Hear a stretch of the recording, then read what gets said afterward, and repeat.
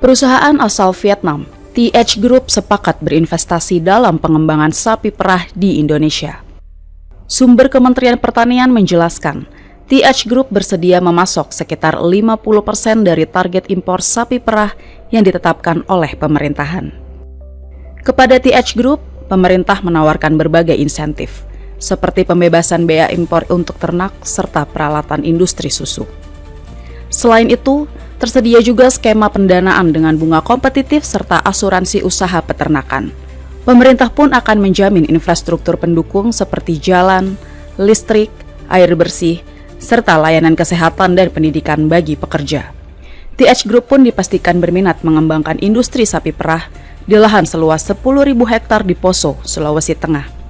Investor ini juga berencana membangun fasilitas pengolahan susu dengan target produksi 1,8 juta ton per tahun.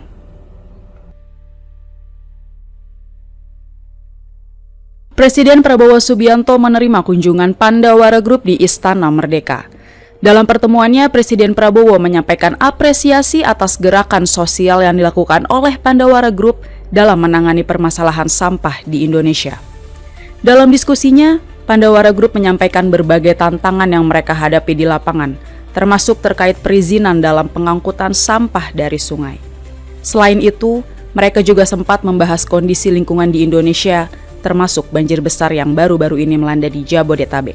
Alhamdulillah sih, hasil pertemuan dengan Bapak Presiden terhormat, kami mendapatkan beberapa insight yang jelas dari pengalaman-pengalaman beliau yang sudah melanglang buana untuk mengabdikan diri untuk Republik ini. Ini sebenarnya agak dadakan sih. Jadi kemarin malam Bapak Seskap itu menghubungi kami dan di esok harinya, tepatnya hari ini tuh pagi-pagi beliau minta ketemu dan alhamdulillah ada undangan dari Bapak Presiden.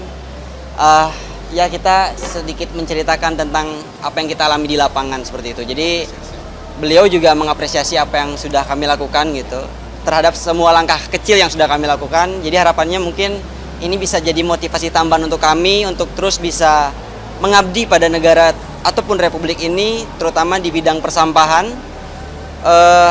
Harapannya dengan adanya undangan ini itu bisa menjadi contoh ataupun pengingat untuk seluruh pemuda yang ada di Indonesia agar bisa lebih aware.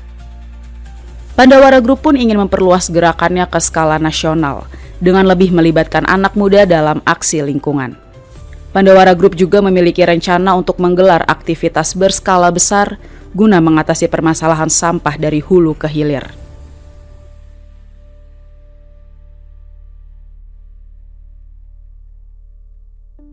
Kementerian Tenagakerjaan resmi membuka layanan posko untuk konsultasi dan pengaduan terkait permasalahan tunjangan hari raya.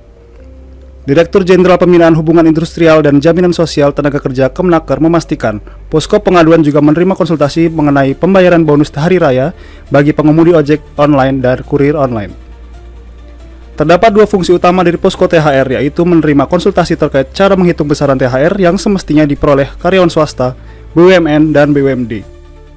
Selain konsultasi, posko THR juga menerima pengaduan terkait perusahaan yang tidak menaati ketentuan pembayaran THR.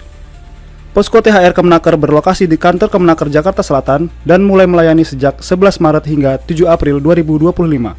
Sebanyak 40 petugas pun disiagakan di posko THR yang berperan sebagai mediator hubungan industrial.